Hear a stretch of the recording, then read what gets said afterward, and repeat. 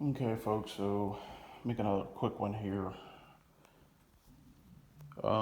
As you know, I've had the layout wired up this way. So I use the old Bachmann track with the connection that they provide with you.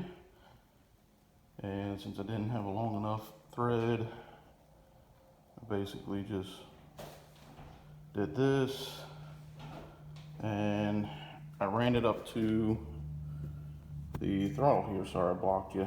And I ran it to rail A and B, and so that's how I've been running my trains. Um, since I've been upgraded, I had this from a train club that I was a part of, and it used to be 3 tracks, but 2 of them got completely destroyed. As you can see, one's looks like it's for a class 3 railroad, but I've since just now soldered up two of these little Atlas 20 gauge wires, and I ran it to, since this is what people told me to plug it into, was for prog A and prog B. I believe that's what Daryl told me to plug them into from Derail Daryl. Now, programming, I've figured it out. I'm figuring that out for the most part.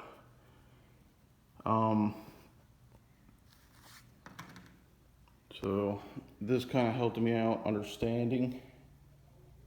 This is for, what's this for again? This is for the Zephyr starter set, for the actual Zephyr itself. So I plugged in a layout, which is this one, and they go up to rail A and B.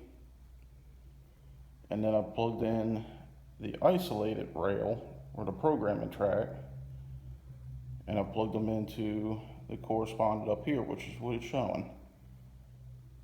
So I've done that. Next thing I'm confused about is the differences in programming modes. Now, I've always used PO for the ops mode, and that was what I was using all the time for programming. I'd always go to PO, I would hit the right knob here, punch it, and then it would come up for the AD4, because most of my engines are 4-digit addresses, except for the GM50, which I'm going to have to put as a D2, AD2. So, yeah, this is, wow, I'm going to have to work on that a little bit better. It's got a little bit of a bump, but like I said, all this is temporary. Eventually I'm going to be getting rid of this track. I'm going to start ordering some Walthers track and try to lay out as much as I can, as best as I can. So, I kind of got off track, sorry. Reading these, as I've said, I've noticed on, this is another one that came with the Zephyr set. Direct mode, which says this. Page mode, which operates for the CVs, which I'm kind of regretting not reading all these now. But then you get to this one, the ops mode and the physical register mode, which I'll notice it says CVs 1, 2, 3, 4, and 29. I'm not sure what 29 is. I'm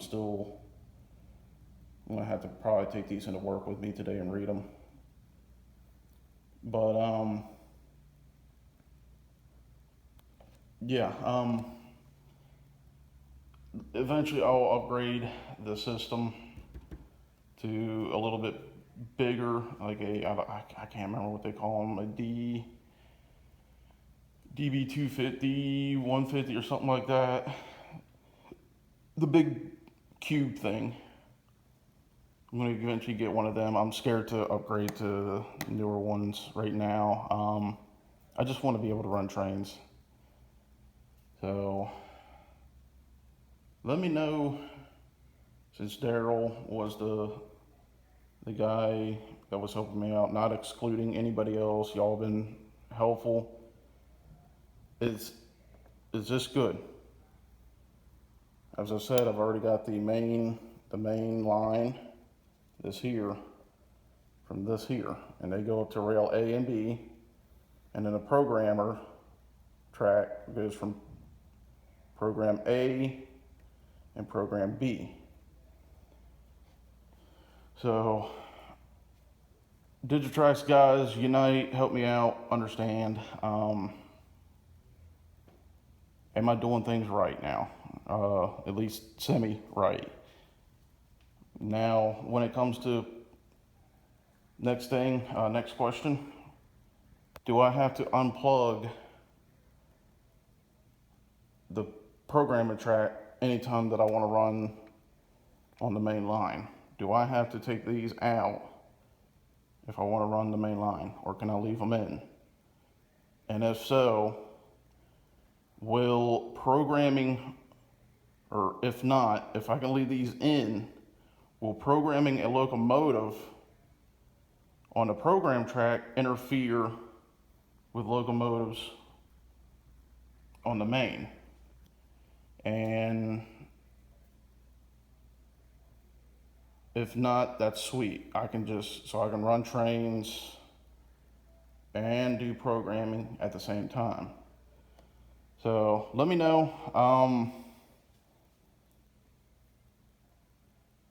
This is more confusing than I was really hoping that it needed to be, but hopefully the 2 engines that I have don't need to be redealt with. Eventually I was going to upgrade them to Tsunami 1 decoders up to Tsunami 2, so if I have to go that route with the GM1, that's completely fine.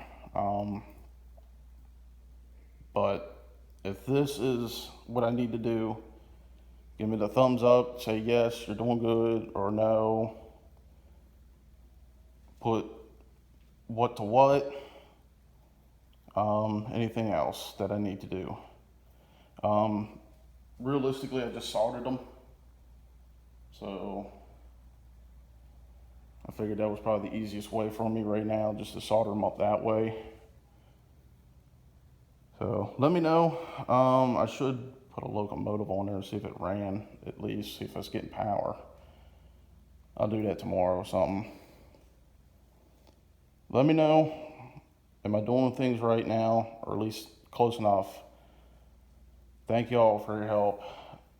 Until next time.